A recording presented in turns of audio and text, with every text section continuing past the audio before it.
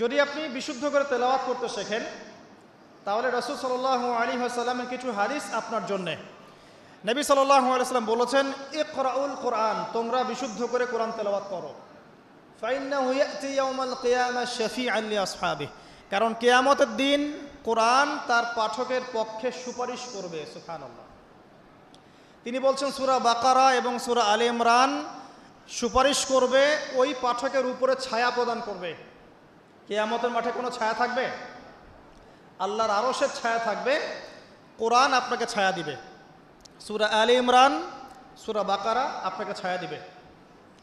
বিশুদ্ধ করে তেলাওয়াত করা শিখলে আপনি রাত্রেবেলা সূরা মুলক তেলাওয়াত করবেন।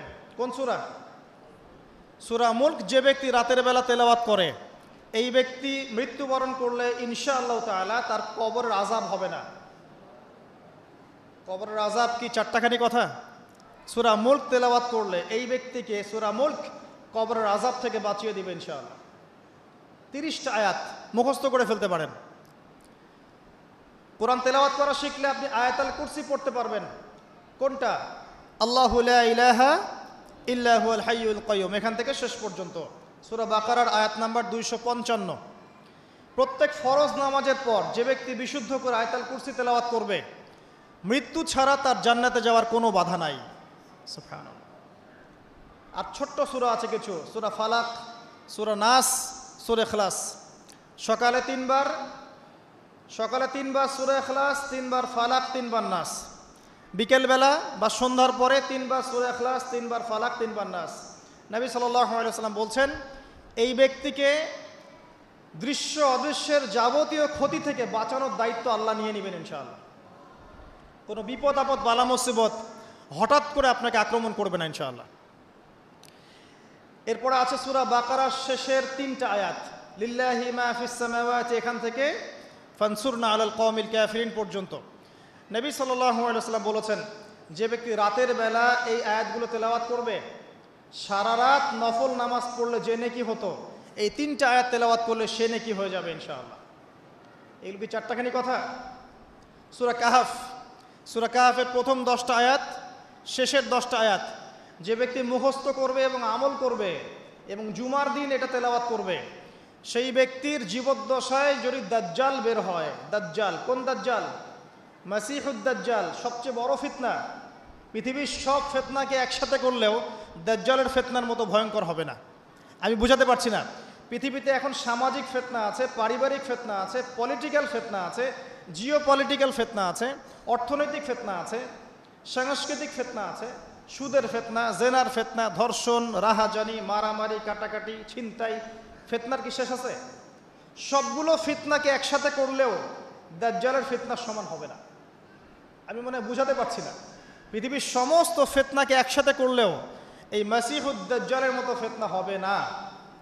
যখন সে বের হবে তখন পৃথিবীর অবস্থাই চেঞ্জ হয়ে যাবে। এই পৃথিবীর আগের পৃথিবী থাকবে না। পৃথিবী থাকবে না এমন। যতদিন যাবে পৃথিবী তার ধ্বংসের দিকে যাবে। আস্তে আস্তে আস্তে আস্তে পৃথিবী তার ধ্বংসের দিকে যাবে এবং কিয়ামতের সমস্ত আলামত প্রকাশিত হয়ে যাবে ইনশাআল্লাহ তাআলা। হাতে সময় বেশি নাই। সেই 1400 বছর আগে নবীজি বলেছেন যে আমার উম্মত আর কিয়ামতের মাঝখানের দূরত্ব হচ্ছে আসর থেকে মাগরিবের ওয়াক্তের মতো। বুঝাতে পারছি না। আসরের ওয়াক্ত, এই যে এখন আসরের ওয়াক্ত, মাগরিব হতে কতটুকু সময় বাকি আছে? 1.5 ঘন্টা, 2 ঘন্টা। আল্লাহর কাছে উম্মতে মুহাম্মাদি এবং কিয়ামত আর উম্মতে মুহাম্মাদি এর মাঝখানে দূরত্ব হচ্ছে আসর থেকে মাগরিবের মতো। তাহলে কতটুকু সময় বাকি আছে আপনি ভাবেন। এই হাদিসটা বলেছেন নবীজি 1400 বছর আগে। আমি 1400 বছর পরে বললাম, তিনি 1400 বছর আগে কথা বলেছেন। তো যাই হোক, শেষ জামানার সবচেয়ে বড় ফিতনা হচ্ছে মাসিহুদ দাজ্জাল। ওই দাজ্জালের ফিতনা থেকে আপনাকে বাঁচাবে সূরা কাহফ। কিন্তু আপনাকে বিশুদ্ধ করে তেলাওয়াত করা শিখতে হবে আগে। সূরা আলে ইমরানের শেষের 10টা আয়াত রাতের বেলা তিলাওয়াত করা সুন্নাহ, সারা রাত নফলের নেকি পাওয়া যায়। সূরাতুল কাফিরুন, কুল ইয়া আইয়ুহাল কাফিরুন, এই সূরাটা যদি কেউ ঘুমানোর সময় পাঠ করে, রাতে শোয়ার সময় পাঠ করে, আল্লাহ নবীজি বলছেন সেই ব্যক্তিকে আল্লাহ পাক শিরকের পাপ থেকে বাঁচাবে। কোন পাপ? শিরকের পাপ। আর আমি অনেক লেকচারে বলেছি যে প্রতি 1000-এ 999 জন মানুষ জাহান্নামে যাবে। প্রতি 1000-এ 999 জন মানুষ জাহান্নামে যাবে। তাদের আমল নামায় যে পাপটা থাকবে তার নাম হচ্ছে শিরক। কথায় শিরক, কাজে শিরক, বিশ্বাসে শিরক। আর এই শিরকে এখন আমরা হাবুডুবু খাচ্ছি। মুসলিমরা বিশ্বাস করে আল্লাহ ছাড়া অন্য কেউ সন্তান দিতে পারে। বিশ্বাস করে না? বিশ্বাস করে। মানুষ এখন বিশ্বাস করে আল্লাহ ছাড়া অন্য কেউ মহাবিশ্ব সৃষ্টি করেছে, বা মহাবিশ্ব এমনি এমনি সৃষ্টি হয়েছে বিগ ব্যাংয়ের মাধ্যমে, আল্লাহ সৃষ্টি করে নাই। মানুষ মনে করে জমিনে মানুষের বিধান চলবে, আল্লাহর বিধান জাদুঘরে থাকবে। এটা মানুষ মনে করে। মানুষ মনে করে মানুষ আল্লাহর হালালকে হারাম করতে পারে, আল্লাহর হারামকে হালালও করতে পারে। এটা মানুষের স্বাধীনতা, বাক স্বাধীনতা, ব্যক্তি স্বাধীনতা মানুষ মনে করে। মানুষ মনে করে যে আল্লাহ ছাড়া অন্য কাউকে সেজদা করা যায়, আল্লাহ ছাড়া অন্য কেউ সন্তান দিতে পারে, আল্লাহ ছাড়া অন্য কেউ ভালো মন্দের মালিক, জীবন মৃত্যুর মালিক, কল্যাণ অকল্যাণের মালিক। মানুষ এগুলো মনে করে। মানুষ এখন শিরিকে হাবুডুবু খাচ্ছে। বিশ্বাসে শিরিক করে, কথায় শিরিক করে, অথবা কাজে শিরিক করে। মুসলিমরা আল্লাহ ছাড়া অন্য কাউকে সেজদা করে না। মুসলিমরা কবরে সেজদা করে না, মাজারে সেজদা করে না। মুসলিমরা কবরকে কেন্দ্র করে তাওয়াফ করে না। মুসলিমরা হাতে সুতা বালা পড়ে না। মুসলিমরা হাতে আংটি পড়ছে এবং মনে করছে যে এই আংটি ওকে রোগ থেকে বাঁচাবে, এই সুতা ওকে রোগ থেকে বাঁচাবে। মুসলিমরা চন্দ্র, সূর্য, গ্রহ, নক্ষত্রের কাছ থেকে কল্যাণ কামনা করে। মুসলিমরা মনে করে যে মানুষ আগামীকালকের আবহাওয়া বলতে পারে। মুসলিমরা রাশি চক্রে বিশ্বাস করে। মুসলিমরা টিয়া পাখির কথায় বিশ্বাস করে। দেখেন রাস্তার পাশে টিয়া পাখি বসে আছে, ভাগ্য গণনা করছে। এগুলো মুসলিমরা করে। শিরকের শেষ নাই। আমি একটা বইয়ের নাম বলি মাঝে মাঝেই, বইটার নাম হচ্ছে কিতাবুত তাওহীদ। কি নাম? কিতাবুত তাওহীদ। এই বইটা বাসায় কিনেন, দেখবেন শিরিক কত প্রকার, কি কি সব কিছু লেখা আছে এখানে, এবং কতভাবে আমরা শিরিক করি এটা লেখা আছে এখানে। বাঁচবেন কিভাবে সেটাও লেখা আছে। যাই হোক, সূরাতুল কাফিরুন যে ব্যক্তি শোয়ার সময় পড়বে, আল্লাহ পাক তাকে শিরকের পাপ থেকে বাঁচিয়ে রাখবেন ইনশাআল্লাহ। আল্লাহ পাক শিরকের একটা গোপন পাপ আছে, গোপন শিরক, রিয়া, মানুষকে দেখানোর জন্য আমল করা, লোক দেখানো আমল। এটা থেকেও আল্লাহ পাক বাঁচাবে সেই ব্যক্তিকে, যে ব্যক্তি সূরা কাফিরুন রাতের বেলা তেলাওয়াত করবে ঘুমানোর সময় ইনশাআল্লাহ তাআলা। আর অনেক সূরা আছে। কারো যদি চোখ লাগা, বদনজর, জিন ঘটিত কোনো সমস্যা হয়, সূরা জিনের প্রথম 10টা আয়াত পরে দম করে ফু দিবেন, দেখবেন ইনশাআল্লাহ রোগী ভালো হয়ে গেছে ইনশাআল্লাহ। কারো যে কোনো অসুস্থতা থাকলে চিকিৎসা করবেন, ওষুধপত্র খাবেন, সব ঠিক আছে। তার আগে সূরা ফাতিহা পড়বেন। সূরা ফাতিহা পড়ে নিজের গায়ে দম করবেন, পানিতে দম করে খাবেন, দেখবেন সূরা ফাতিহার মধ্যে শিফা আছে। সূরা ফাতিহার মধ্যে শিফা আছে। এই সূরা আরেকটা নাম হচ্ছে আয়াতুশ শিফা। এই সূরার মধ্যে শিফা আছে, আরোগ্য আছে। আর অনেক আয়াত আছে, এগুলো বলতে গেলে সময় শেষ হয়ে যাবে। প্রথম যে কাজ আমাদের, সেটা হলো আল কোরআনকে বিশুদ্ধ করে পড়তে শেখা। আমার কথা কি বুঝতে পারছেন? যারা পড়া শিখেছেন আবার পড়া শেখেন। কারণ কি আমি বললাম, আপনার অক্ষরের পার্থক্যের কারণে, মদ মাখরাজের পার্থক্যের কারণে, তাজবিদের নিয়মের ভুল ত্রুটির কারণে অর্থ পরিবর্তন হয়ে যেতে পারে। তখন সারাটা জীবন আপনি ভুল পড়ে যাবেন। আর আমি এটা আপনাকে হলফ করে বলতে পারি যে আপনি কোরআন যতটুকু তেলাওয়াত করছেন এবং নামাজে যে আরবিগুলো পড়ছেন, এগুলোর মধ্যে অনেক ভুল ভ্রান্তি আছে, আপনি জানেন না। যদি আপনি কোনো আলেমের কাছে যান, তাকে শোনান, তিনি আপনার ভুল ধরাতে পারবেন। অতএব আবার বিশুদ্ধ করে পড়া শেখেন। আল্লাহ পাক তৌফিক দান করুন। নবীজি বলেছেন সাল্লাল্লাহু আলাইহি ওয়াসাল্লাম, মান ক্বারাআ হারফাম মিন কিতাবিল্লাহি ফালাহু হাসানা।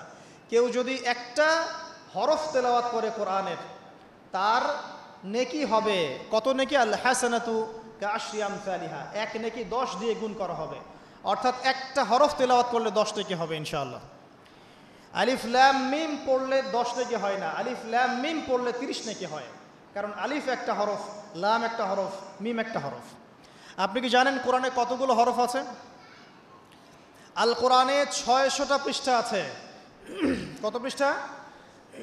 এটা হাফেজি কোরআনে 600 পৃষ্ঠা থাকে। প্রত্যেক 20 পৃষ্ঠায় একটা করে পারা শেষ হয়। প্রত্যেকটা পৃষ্ঠার মধ্যে 15টা করে লাইন থাকে। কয়টা লাইন থাকে? 15টা লাইন থাকে।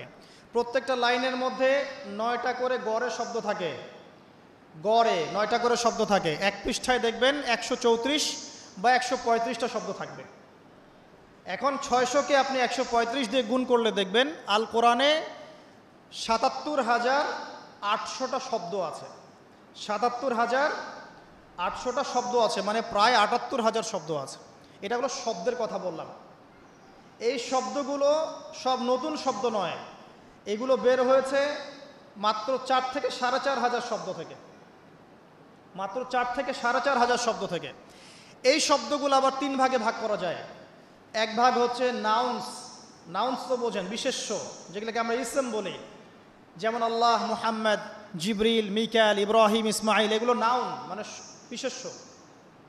একগুলো আছে ফেল বা ক্রিয়াপদ, যেমন না'বুদু, নাস্তাইন, নাতরুকু, ইয়ামালুন, ইয়াফআলুন ইত্যাদি। অনেকগুলো আছে ফেল মানে ক্রিয়া। এই ফেলগুলোই মূল জিনিস, এগুলো ভার্বস। এগুলো 2 ভাগে ভাগ করা যায়, ফেলে মাজি এবং ফেলে মুদারি, অতীতকাল এবং বর্তমান ভবিষ্যৎকাল। আরেকগুলো আছে হরফ বা অব্যয়, এগুলোকে আমরা ইংরেজিতে বলি প্রোনাউন্স বা প্রিপোজিশন বা কনজাংশন, ইন্টারজেকশন, এগুলো সব কিছু মিলেই হরফ। এই অল্প কিছু শব্দ থেকে কোরআনের 78,000 শব্দ বের হয়েছে। কোরআনের যদি কেউ 400 থেকে 500টা মাজদার জানে, মাত্র 400 থেকে 500টা মাজদার, ইনশাআল্লাহ তাআলা সে কোরআনের 70% অনুবাদ করতে পারবে ইনশাআল্লাহ। কথা কি বুঝতে পারছেন? হয়তো কিছু বুঝতে পারছেন না। মাত্র 400 থেকে 500টা মাজদার, মূল ওয়ার্ড, রুট ওয়ার্ড কেউ যদি জানে, এবং এই একটা শব্দ থেকে অনেকগুলো শব্দ তৈরি করার ট্রান্সফরমেশন পদ্ধতি আছে, একটা আরবি ব্যাকরণ একটা পদ্ধতি আছে, যে একটা শব্দ থেকে আপনি অনেকগুলো শব্দ তৈরি করতে পারবেন। আরবিতে এরকম পদ্ধতি আছে। এই পদ্ধতিটা যদি সে জানে এবং এই সিনোনিমসগুলো, ভোকাবুলারিগুলো মনে রাখতে পারে, মাজদারগুলো মনে রাখতে পারে, ইসিমগুলো মনে রাখতে পারে, হরফের ব্যবহারগুলো জানে, সে ইনশাআল্লাহ তাআলা অল্প সময়ের মধ্যে 70% কোরআনের অনুবাদ করতে পারবে ইনশাআল্লাহ। বাকি 30% কি হবে সেটা নিয়ে পরে চিন্তা করা যাবে। আমি একটা ছোট্ট উদাহরণ দিচ্ছি। সূরা ফাতিহা, এখানে কম বেশি 18 থেকে 20টা শব্দ আছে, ঠিক আছে? আলহামদুলিল্লাহি রব আলামিন, রহমান রহিম, মালিক ইয়াউমদ্দিন, শব্দগুলো আছে। হয়তো সব মিলিয়ে হবে 18 থেকে 20টা শব্দ। সূরা ফাতিহার এই শব্দগুলো কোরআনে রিপিট করা হয়েছে 7,800 বার। কতবার? 7,800 বার। মানে সূরা ফাতিহার অর্থ যে জানে, সে কোরআনের 7,800টা শব্দের অর্থ জানে। আল্লাহ পাক এই জন্যই বলেছেন, ওয়ালাকাদ ইয়াসসারনাল কুরআনা লিযিকরি ফাহাল মিন মুদ্দাকির। আমি কোরআনকে বোঝার জন্য সহজ করে দিয়েছি, উপদেশ গ্রহণের জন্য সহজ করে দিয়েছি। ফাহাল মিন মুদ্দাকির, কেউ কি আছো উপদেশ গ্রহণকারী? কোরআন বোঝা সহজ।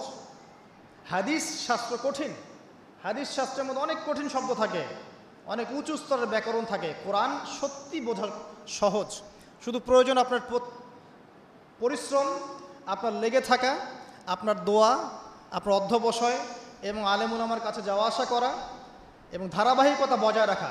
ইনশাআল্লাহ 2টা বছর সময় দেন, দেখবেন ইনশাআল্লাহ তাআলা আপনি আল কোরআনের মিনিমাম 60 থেকে 70% বুঝতে পারছেন।